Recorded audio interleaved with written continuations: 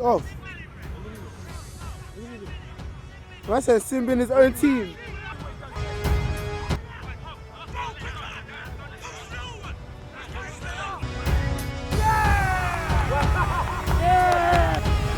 Goal shot. That was a nice shot. Yeah, a little hot chocolate, maybe some pancakes. If only I ate pork, I'll definitely.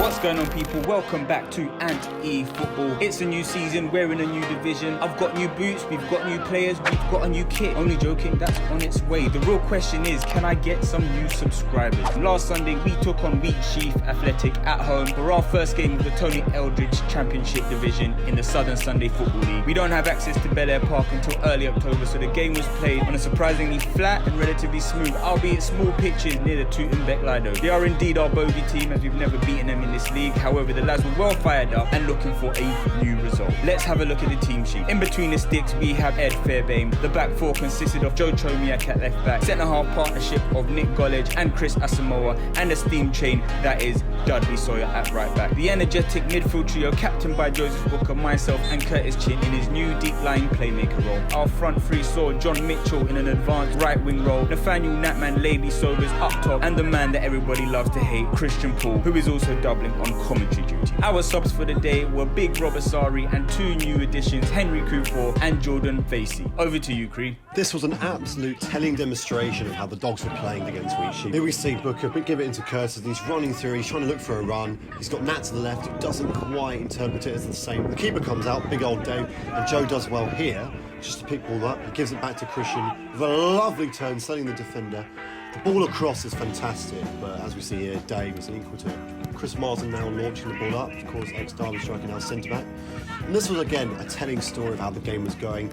The Dogs, Curtis and Anthony, packing out the midfield, not letting number 7 or the number 8 or even the other centre mids, whether it was the small one, whether it's the Chris Martin look like here, get any time on the ball. Once again, Curtis and Anthony playing good football between themselves. And again, telling story of how the football we were playing against the Dogs. Here, Nate loses out to two very good tackles from Wheatsheaf. Joe here with the ball, and I think here Curtis was looking for options, but just gets closed down here. And the closing down for Wheatsheaf is admirable. You can see the Dogs have a lacking of numbers here. 22 does well to wait for the number 8. We had sort of a little bit of a Ryan Giggs about to accept. He blazed over the bar. Shock. Here, another one of the long balls from Wheatsheaf, probably the 110th. Ball isn't quite cleared, and there we see the keeper, our keeper Ed, get completely wiped out. Wheatsheaf coming across again, and what they were good at on the day was counter-attacks, they're just sort of running at us. But once again, Curtis, Booker and Anthony doing the work in midfield.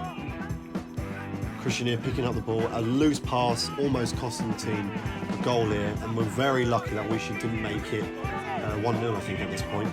Ed with a fantastic save, and Dudley clearing up. And somehow the referee gave this to Wheatsheaf as a throw.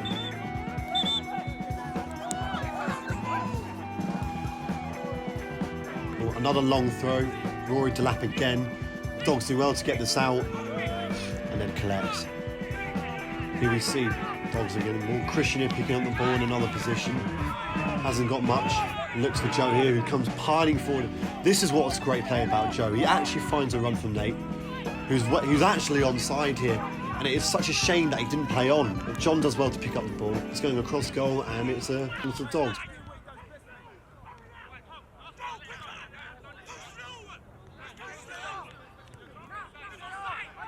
Here, we didn't want to see the argument between the players because actually Joey's done well here. Nate made a good run. I think if he just continued the run, we'd probably be through and gone. That'd be a goal to us. Long throws in, Wheatsheaf clear. Water is wet. Curtis does well here to protect the ball. And Joe here, oh, what a tackle. Now the players are calling for reds, they're calling for yellows, but everyone here knows it's an absolute superb tackle by the QPR reject, young Joe. But unfortunately it's another free kick to Wheatsheaf. Nick calls the ball, and it's fired back to the number 8, who buries it to make it 1-0. It was actually quite good defending for the Dogs, but just again, the second ball wasn't picked up and they buried it early. Good finish, and I'm not sure what number 8's doing that. Some kind of Irish jingle, doesn't look going on. Here, this is where the second goal comes. Not quite sure what's happened there, but Christian Poor touch. And it's 2-2 Wheatsheaf within about 3 minutes of the first goal. Curtis is unfortunate to get a little bit turned there. The ball ricocheting off to Christian, and they just finished it. Booker here, once again getting past his man. That was him right in a nutshell, all across the midfield. Young Jordan, you know, like a young sort of Mbappe. Christian here with a brilliant tackle. He really is a dog at heart. It was a tackle that almost led to the dog being through and to sort of make it 2-1. That number sort of centre mid, not sure the number, I believe he was wearing number 3 despite playing centre mid. Got completely buried there like it was 1946. Fantastic tackle by C. Paul. Another long ball. Ed doing well here to claim it. Dogs all over him. And it's a corner. I mean, it's a goal kick. Should have been a corner. Ed going across goal here, a little bit risky, and it almost made Wheatsheaf. They were through on goal here, but Nick did well to cut it out. The attack was still on. Number 8 found himself in space, but Ed with a good save and Dudley covering up. And it was, although the Dogs, you know, they were playing that football, it was always a little bit risky here. Good football from the Dogs. Joe bringing it out to John, who'd come on as left back for Joe. Here's Anthony, giving it into Curtis. The ball's still kept here. Curtis and Anthony once again winning the ball back. Honestly, it was absolute heaven to touch it. They were absolutely on it.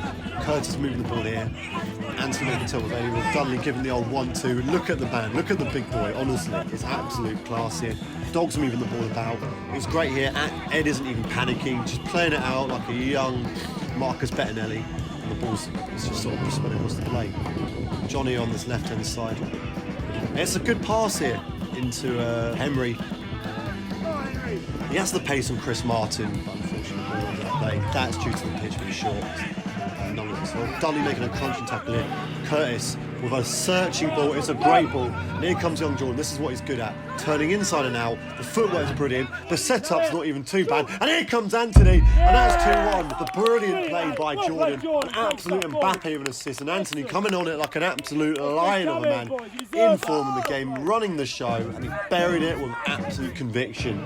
Almost like going away to Brixton Prison for 10 years. Conviction. And it's 2-1 just before half time. A deserved goal by the Dogs. You should have felt they were winning. Should be winning the game.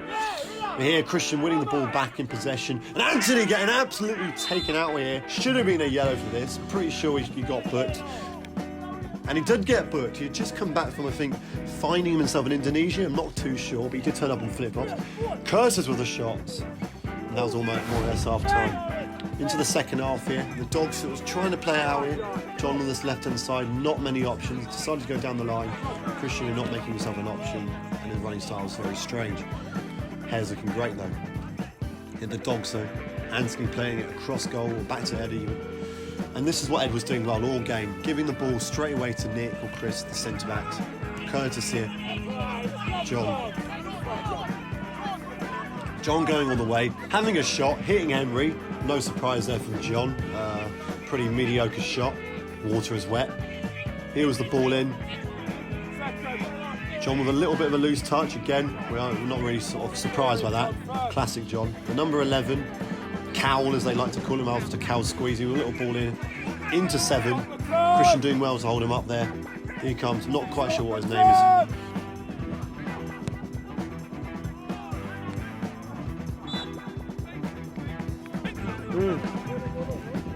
The ball's launched here, and this is where the Dogs will be disappointed to concede. The ball is bouncing, it's flicked on. But they didn't actually concede here. Here comes the young lad, and once again, Ed with great keeping. The number 9 tries to cut in to make it 3, but it nicks on the line.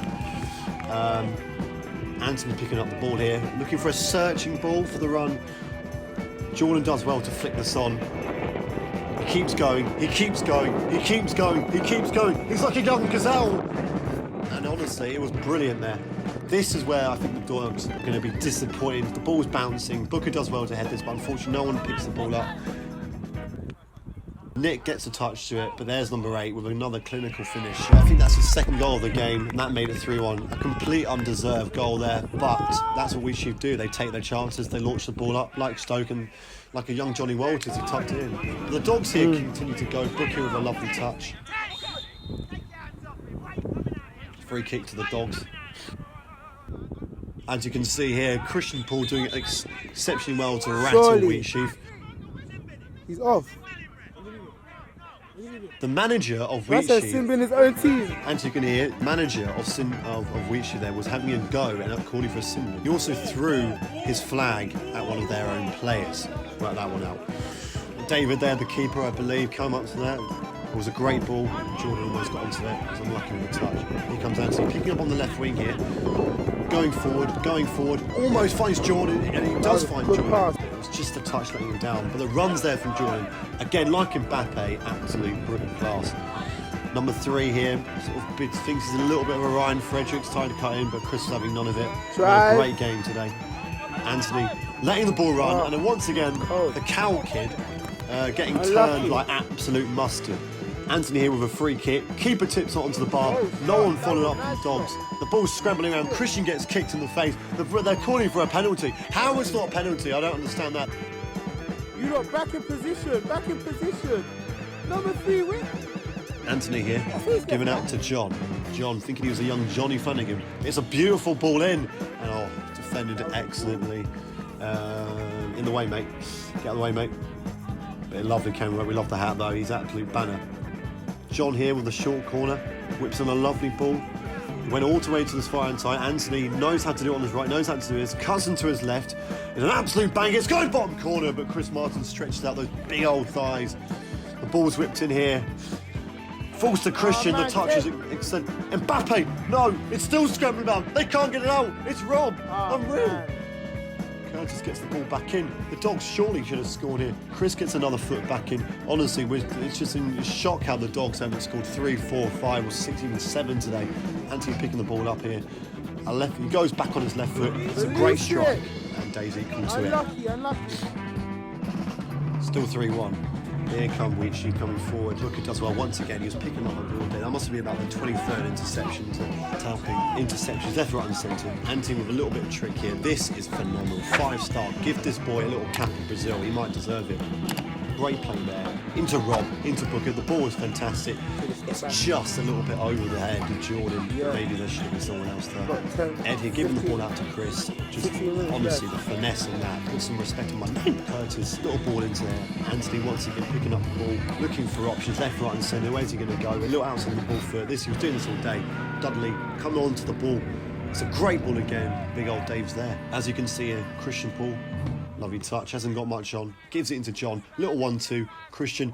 And there was a complete blatant handball by the Chris Martin centre-back. He put his arm out there. The referee doesn't see it. He should have. That should have been a penalty.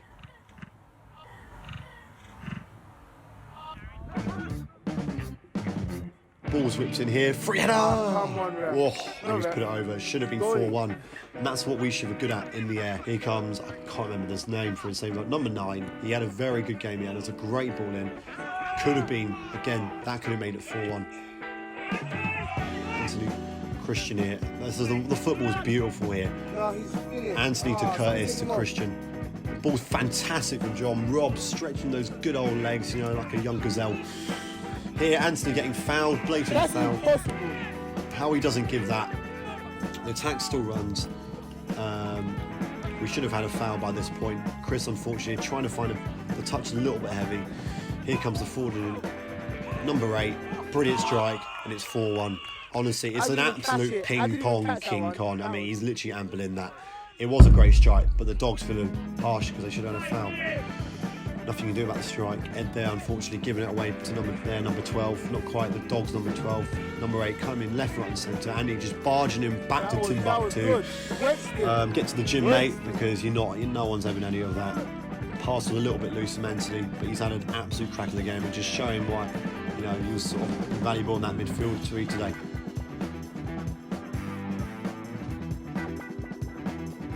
If you loved him, I could have loved him instead.